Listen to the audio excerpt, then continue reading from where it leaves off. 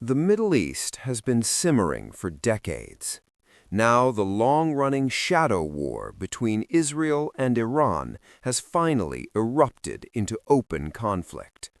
This was not a sudden explosion, but a calculated escalation, a transition from proxy wars, cyber warfare, and assassinations to total, open confrontation. The turning point came in June 2025. Israel launched Operation Rising Lion, striking 100 targets simultaneously. This wasn't just an attack on bases, it was a surgical decapitation of Iran's defense industry. Top military officials and the visionary architects of the nuclear program were neutralized in a single wave. Iran retaliated with massive missile strikes on Israel. As the region teetered on the brink of total collapse, heavy U.S. pressure forced a fragile ceasefire on June 24th, but the fire was far from out. By late 2025, external pressure met internal chaos. Hyperinflation and the collapse of the real drove millions into the streets, the largest social upheaval since 1979 revolution. While Washington and Tehran engaged in desperate diplomatic shadowboxing over uranium enrichment, Israel watched closely. To the Israeli administration, a nuclear Iran remained an existential threat they would never permit.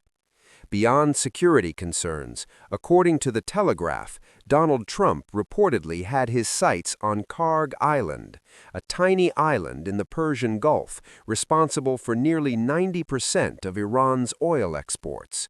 Control of this single hub could choke Iran's oil revenues and deal a devastating blow to the country's economy. In February 2026, the final curtain rose. Operation Lion's Roar. Israel launched a devastating strike on nuclear and military facilities, civilian infrastructure, and public areas. During the operation, 168 civilians were killed after deadly bombing of an Iranian primary school. And the shockwaves went further. Iran's supreme leader, Ali Khamenei, was killed. This death left a massive power vacuum at the heart of the Iranian state. Combined with the raging fires of domestic anger, Tehran faced its greatest existential crisis since 1979. What we see today is not just a clash of two armies, it is a geopolitical liquidation beginning where diplomacy ends. The interventionist policies and hypocritical, greedy interests of Israel and the United States are deepening the fractures across the globe. Now the fundamental question remains: is this war the construction of a new security, or is it the story of a world collapsing into the hands of Israel and the United States?